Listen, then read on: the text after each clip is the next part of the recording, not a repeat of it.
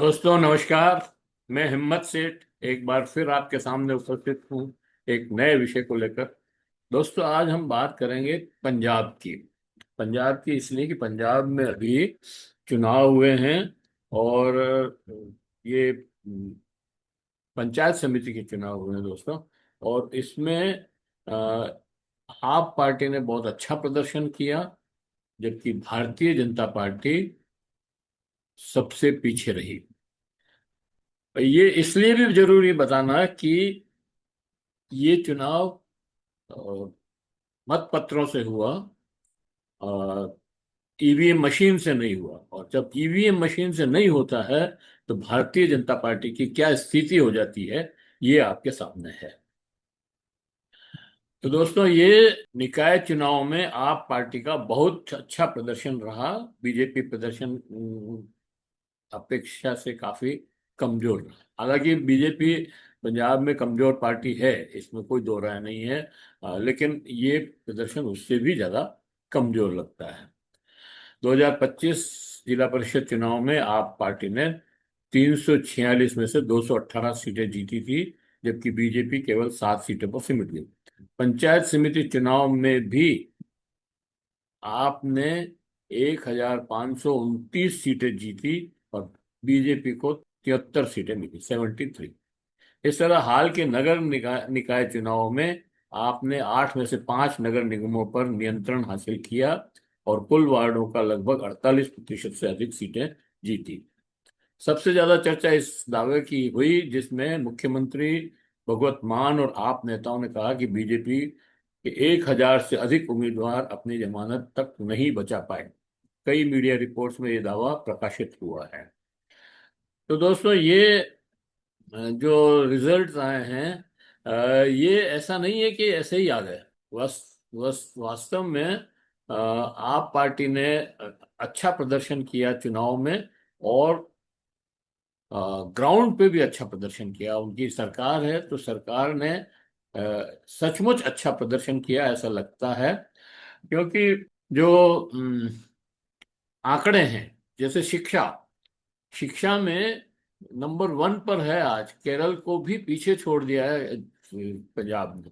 तो इसलिए ये अ, उस काम की सफलता का परिणाम है और उसको एक्सेप्ट किया है वहां की जनता ने, ये ऐसा मालूम पड़ता है। दोस्तों अगर आपने अभी तक भी हमारे YouTube चैनल महावीर समता संदेश को सब्सक्राइब न किया है तो सब्सक्राइब कर लें, बेल आइकन दबाना न भूलें। और अगर वीडियो अच्छे लग रहे हैं तो लाइक करें, फॉरवर्ड करें और लोगों को भी भेजें।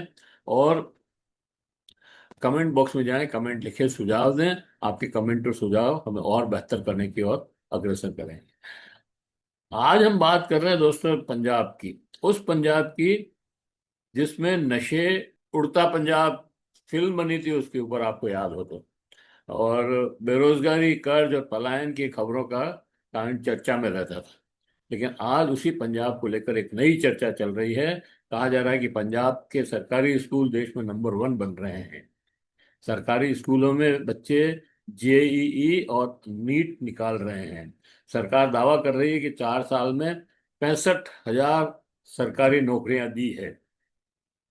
करीब 1,000 आम आदमी क्लिनिक खोले गए हैं। और ये सरकारी नौकरियां स्थायी है दोस्तों, वो अ, निविदा की नौकरियां या वो नौकरियां नहीं है। ये स्थायी नौकरियां हैं जो अब आजकल किसी भी प्रदेश में उनका अभाव हो गया है। कहीं पे भी सरकारी स्थायी नौकरियां नहीं मिल रही है, सब निविदा पे सब लोग काम कर रहे हैं। और वहां पर पंजाब ने 65,000 लोगों को सरकारी नौकरियां दी। तो दोस्तों हम 2022 से बात करेंगे। 2022 में जब पंजाब में आम आदमी पार्टी की सरकार बनी तो लोगों की सबसे बड़ी उम्मीद थी कि राज्य को शिक्षा, स्वास्थ्य, रोजगार के क्षेत्र में नई दिशा मिलेगी। मुख्यमंत्री बने भगवत मान। 4 साल बाद वो खुद भी बहुत नशेड़ी थे। उनके तो कई किस्से, पार्लियामेंट मेंबर भी रहे हैं वो तो। 4 साल बाद सरकार अपनी उपलब्धियों का रिपोर्ट कार्ड पेश कर रही है। लेकिन सवाल यह है कि जमीन पर क्या बदला, शिक्षा में क्या बदलाव हुआ। अगर पंजाब सरकार की सबसे ज्यादा चर्चा किसी क्षेत्र में हुई है तो वो शिक्षा है। सरकार ने स्कूल ऑफ एमिनेंस मॉडल शुरू किया। इन स्कूलों का उद्देश्य सिर्फ पढ़ाई नहीं बल्कि प्रतियोगी परीक्षाओं की तैयारी, आधुनिक प्रयोगशाला, स्मार्ट क्लासरूम, कैरियर मार्गदर्शन देना है। आज पंजाब के कई सरकारी स्कूलों में स्पेस लैब, रोबोटिक्स लैब और डिजिटल क्लासरूम दिखाई दे रहे हैं। सरकार का दावा है कि हजारों स्मार्ट क्लासरूम बनाए गए और बड़ी संख्या में शिक्षकों का प्रशिक्षण किया गया। और वो दोस्तों, इससे लगता है मतलब कि जो बोर्ड की परीक्षाओं के परिणाम और जेई और उनकी परिणाम से ऐसा लगता है कि कुछ बदलाव हुआ है। लेकिन असली सवाल है, परिणाम क्या है? यहीं से कहानी रोचक हो जाती है। 2026 में पंजाब के सरकारी स्कूलों के 305 छात्रों ने जेई मेंस परीक्षा पास की। ये पिछले वर्ष की तुलना में लगभग 63% 63% अधिक है दोस्तों। इनमें कई छात्र गरीब परिवार के थे। कोई किसान का बेटा था, कोई मजदूर की बेटी है, और कोई ऐसे घर से था जहां निजी कोचिंग की फीस देना संभव नहीं था। बोर्ड परीक्षाओं में भी सरकारी स्कूलों के छात्रों ने टॉप रैंक हासिल किया है। यही कारण है कि पंजाब की शिक्षा व्यवस्था राष्ट्रीय स्तर पर चर्चा में आई। कुछ राष्ट्रीय सूचकांक में पंजाब शीर्ष राज्यों में शामिल हुआ और कई रिपोर्टों में केरल को भी पीछे छोड़ने की बात कही जा रही है। लेकिन और ये बहुत दूसरा जो क्षेत्र है, स्वास्थ्य।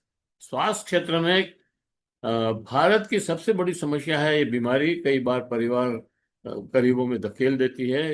इवन एक पंजाब में तो कितना कैंसर था कि कैंसर का इलाज कराने पंजाब से एक गाड़ी चलती थी बीकानेर, और वो मतलब कैंसर गाड़ी कहा जाता था उसको। तो इतनी ज्यादा समस्या थी। सरकारी अस्पतालों का भरोसा कम और निजी अस्पतालों का खर्च बहुत ज्यादा होता है। इसी समस्या को देखते हुए पंजाब में आम आदमी क्लिनिक शुरू किए गए। सरकार का दावा है कि राज्य के लगभग 900 से अधिक क्लिनिक काम कर रहे हैं और करोड़ों लोग इन सेवाओं से लाभ ले चुके हैं। इन क्लिनिकों में सामान्य जांच, दवाइयां, कई प्रशिक्षण मुफ्त उपलब्ध कराए जाते हैं। सरकार के मुख्यमंत्री सेहत योजना भी शुरू की, जिसके तहत प्रति व्यक्ति 10 लाख रुपए तक के इलाज का प्रावधान बताया गया है। स्वास्थ्य विभाग के अनुसार अब तक लगभग 1.6 लाख लोग इस योजना के तहत मुफ्त इलाज प्राप्त कर चुके हैं। सरकार का दावा है कि नए मेडिकल कॉलेज खोले जा रहे हैं, नई एमबीबीएस की सीटें बढ़ाई जा रही है, सरकारी अस्पतालों में आधुनिक मशीनें लगाई जा रही है।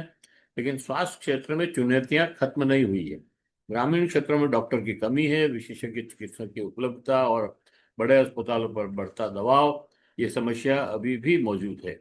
इसलिए स्वास्थ्य सेवा में सुधार हुआ है, लेकिन अभी लंबा रास्ता बाकी है।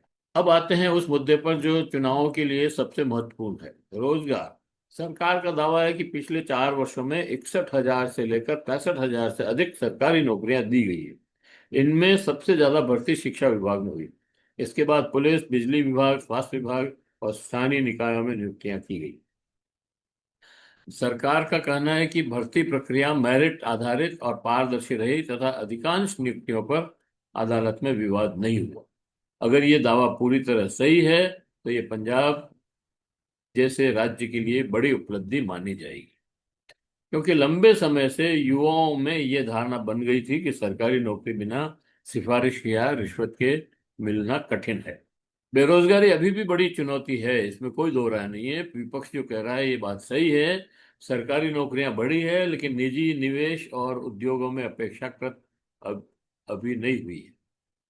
अ, निजी निवेश तो खैर किसी किसी भी प्रांत में नहीं बढ़ रहा है, और निजी जो पूंजीपति है वो कहीं निवेश कर ही नहीं रहा। वो कहता है डिमांड ही नहीं है तो क्यों निवेश कर। तो आखिर पंजाब मॉडल क्या है? अगर पंजाब सरकार के मॉडल को एक वाक्य में समझे तो ये मुख्य रूप से 3 स्तंभों पर आधारित दिखाई देता है। सरकारी शिक्षा को मजबूत करना, प्राथमिक स्वास्थ्य सेवाओं को जनता के करीब पहुंचाना और सरकारी भर्ती तेज करना। यही कारण है कि पंजाब की चर्चा केवल राजनीति के कारण नहीं बल्कि शिक्षा और स्वास्थ्य सुधारों के कारण भी होने लगी है। सरकारी स्कूलों के बच्चे जेईई निकाल रहे हैं, सरकारी अस्पतालों में नई सुविधाएं बढ़ रही है और हजारों युवाओं को सरकारी नौकरियां मिली है। लेकिन लोकतंत्र में सबसे महत्वपूर्ण बात यह है कि उपलब्धियों के साथ सवाल भी पूछे जाएं। क्या ये सुधार लंबे समय तक टिक पाएंगे? क्या शिक्षा की गुणवत्ता पूरे राज्य के में समान रूप से पहुंचेगी? क्या नशे और बेरोजगारी जैसी पुरानी समस्याएं वास्तव में खत्म होगी? क्या सरकारी सेवाओं का ये मॉडल वित्तीय रूप से टिकाऊ रहेगा? इन सवालों के जवाब आने वाले वर्षों में मिलेंगे। लेकिन इतना जरूर है दोस्तों, इतना जरूर कहा जा सकता है दोस्तों कि पंजाब आज शिक्षा, स्वास्थ्य और सरकारी सेवाओं के क्षेत्र में एक नए प्रयोग का केंद्र बन चुका है। और पूरे देश की नजर इस बात पर है कि प्रयोग भविष्य में कितना सफल होता है। और मैंने आपको जो पहले ही बता दिया था कि पंचायत चुनाव में जो परिणाम आए हैं वो इन उपलब्धियों पर मुहर लगाते हैं। तो स्थानीय निकाय चुनाव के परिणाम हमेशा विधानसभा चुनाव का सीधा संकेत नहीं होते। पंजाब के इतिहास में कई बार ऐसा हुआ है कि स्थानीय चुनाव में अच्छा प्रदर्शन करने वाली पार्टी बाद की विधानसभा चुनाव में कमजोर पड़ गई। इसलिए इन नतीजों को राजनीतिक रुझान तो माना जा सकता है लेकिन अंतिम जनादेश नहीं। तो दोस्तों ये आज हमने पंजाब के बारे में बात की और पंजाब ने जो उपलब्धियां हासिल की है उसकी हमने चर्चा की। आपको ये वीडियो अच्छा लगा होगा, अच्छा लगे तो लाइक करें, फॉरवर्ड करें और लोगों को भेजें। और अगर अभी तक भी आपने हमारी यूट्यूब चैनल महावीर समता संदेश को सब्सक्राइब न किया है तो सब्सक्राइब कर लें, बेल आइकन दबाना न भूलें। फिर मिलते हैं किसी और वीडियो के साथ। जय हिंद, जय भारत।